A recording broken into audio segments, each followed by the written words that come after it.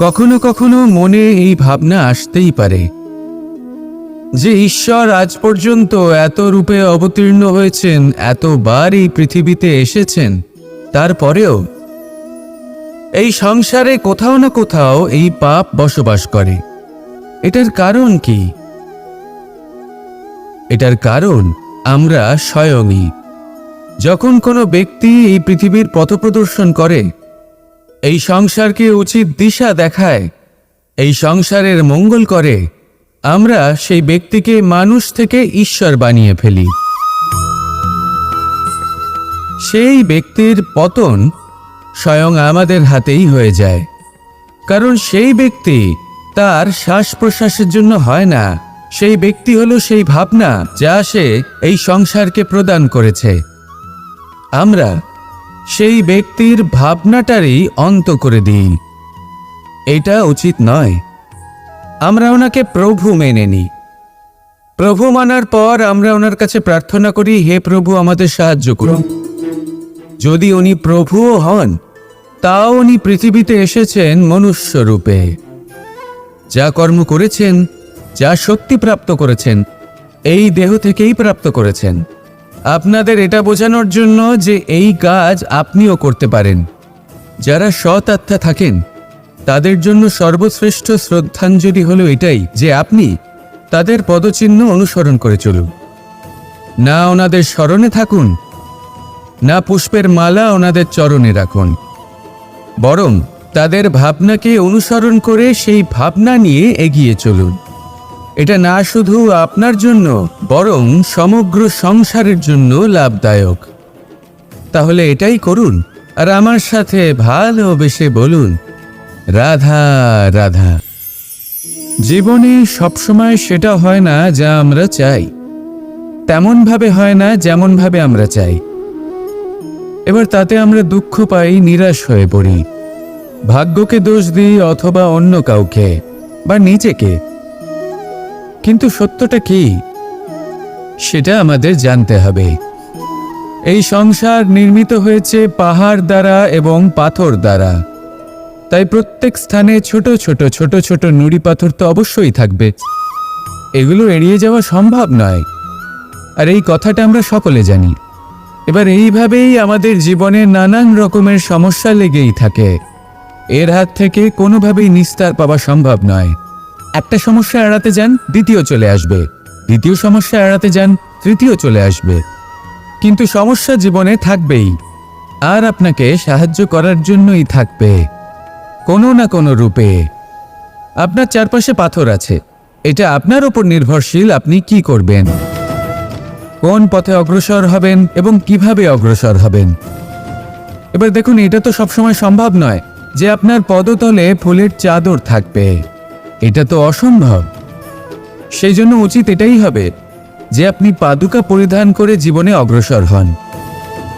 এর সারমর্ম এটাই, যখনই জীবনে সমস্যা আসবে দৃঢ় হয়ে সম্মুখীন হন এবং এটা বোঝার চেষ্টা করুন যে এই সমস্যা জীবনে কেন এলো, কি শিক্ষা দিয়ে গেল। আপনার মধ্যে দোষ অবশ্যই থাকবে, তাকে গুণে পরিবর্তিত করুন। এই জীবন আরো বেশি সহজ সরল হবে এবং প্রসন্ন হয়ে বলবে, রাধা রাধা।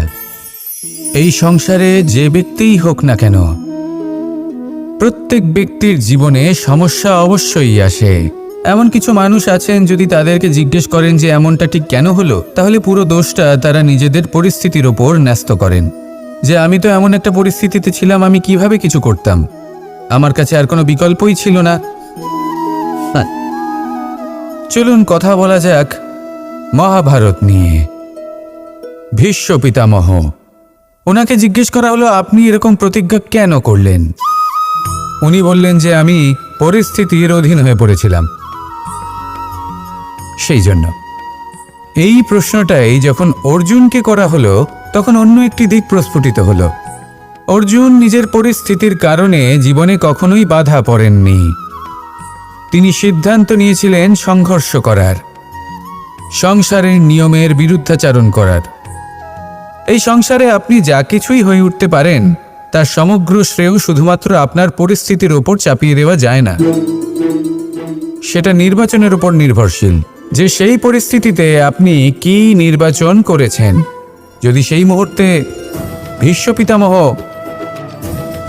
স্থিরতার সিদ্ধান্ত নিতেন, বিশ্লেষণ করার সিদ্ধান্ত নিতেন যে কি উচিত কি অনুচিত, কারা ধর্মের পক্ষে কারা ধর্মের বিপক্ষে, যদি শুধুমাত্র অস্ত্র হাতে ধৃতরাষ্ট্র এবং দুর্যোধনের বিরোধিতা করতেন, যদি শুধু এটুকু করতেন, তাহলে মহাভারতের মতো মহাযুদ্ধ কখনোই হতো না।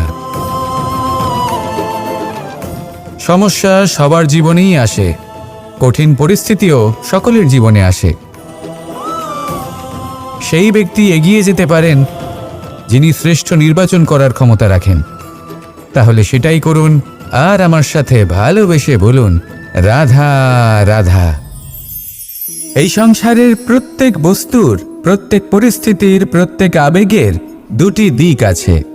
এর মধ্যে পার্থক্য করা সম্ভব শুধুমাত্র দৃষ্টিভঙ্গির দ্বারা। যদি কোনো ব্যক্তি পর্বত শিখরে দাঁড়িয়ে থাকেন, তাহলে উনি এটাই দেখতে পাবেন যে এই জলের ধারা সমুদ্রের দিকে বয়ে চলেছে। আরেক ব্যক্তি যিনি সমুদ্রের কাছে দাঁড়িয়ে আছেন, তার এটাই মনে হবে যে এই জলের ধারা সমুদ্রের দিকে আসছে। এখানে বিষয়টা হলো দৃষ্টিভঙ্গির, আর এটাই সময়ের সাথেও হয়ে থাকে। অনেক সময় মানুষ চিন্তিত হয়ে পড়েন, ত্রস্ত হয়ে পড়েন যে তার কাছে হয়তো খুব কম সময় আছে, তাতে তিনি অনেক কিছুই করতে পারবেন না, আর একটু সময় থাকলে খুব ভালো হতো।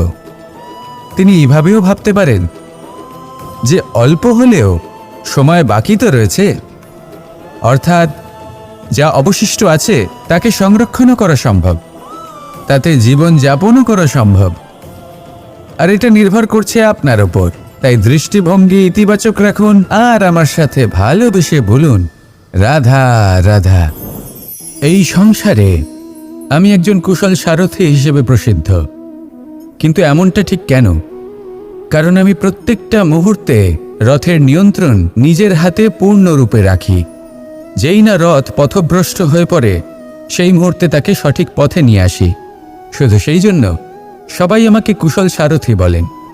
এবার আপনাকেও আপনার জীবনে কুশল সারথি হয়ে উঠতে হবে, অর্থাৎ আপনাকে রথ চালাতে হবে না, শুধু আবেগের উপর নিয়ন্ত্রণ রাখতে হবে।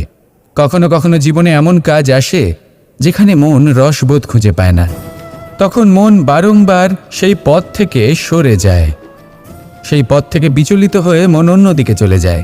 তখন আপনাকে আপনার মনের ওপর পূর্ণ নিয়ন্ত্রণ রাখতে হবে, তার রাশ নিজের হাতে পূর্ণরূপে ধরে রাখতে হবে।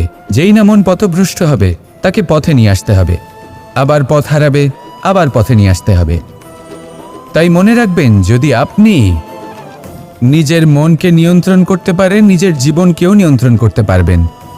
নিজের জীবনে কুশল সারথি হয়ে উঠুন, তাহলে মনোবাঞ্ছিত স্থানে এবং লক্ষ্যে পৌঁছতে পারবেন।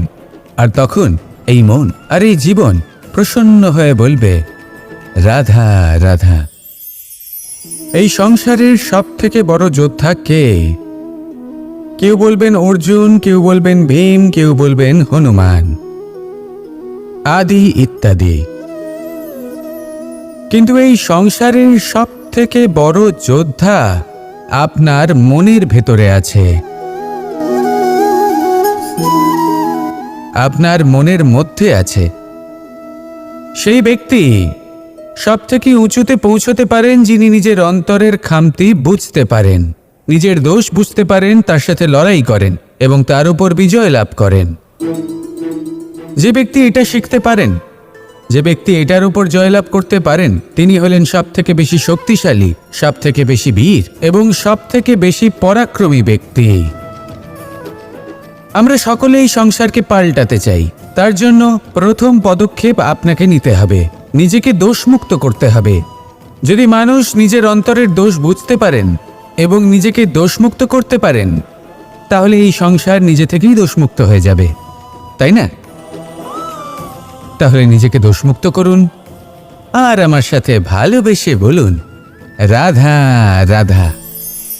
আমরা সবাই এই সংসারে সূর্যের মতো হয়ে উঠতে চাই, সূর্যের মতো তেজস্বী, প্রকাশময়, যশস্বী।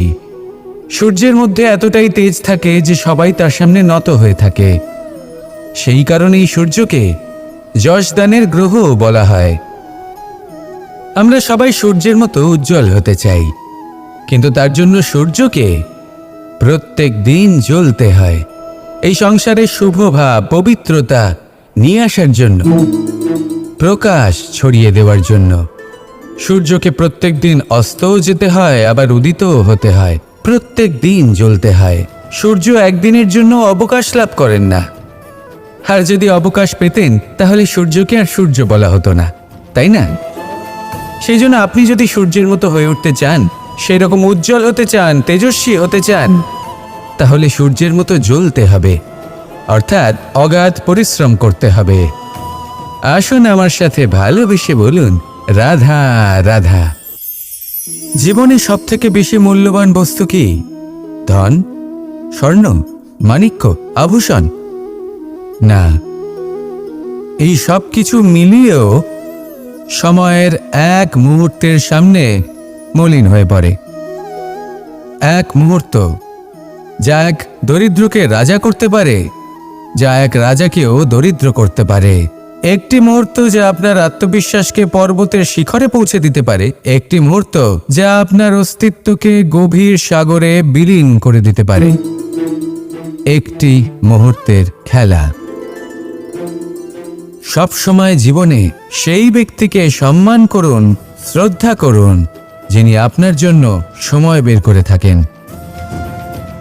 সব সময় সেই ব্যক্তির প্রতি নিষ্ঠাবান থাকুন, যেই ব্যক্তি খারাপ সময় আপনার পাশে দাঁড়িয়ে থাকে। এই সময় সব থেকে বেশি মূল্যবান। আসুন আমার সাথে ভালোবেসে বলুন, রাধা রাধা। সাগর জলতত্ত্ব দ্বারা সমৃদ্ধ। এ হলো জন্মদাতাও আর জনকও।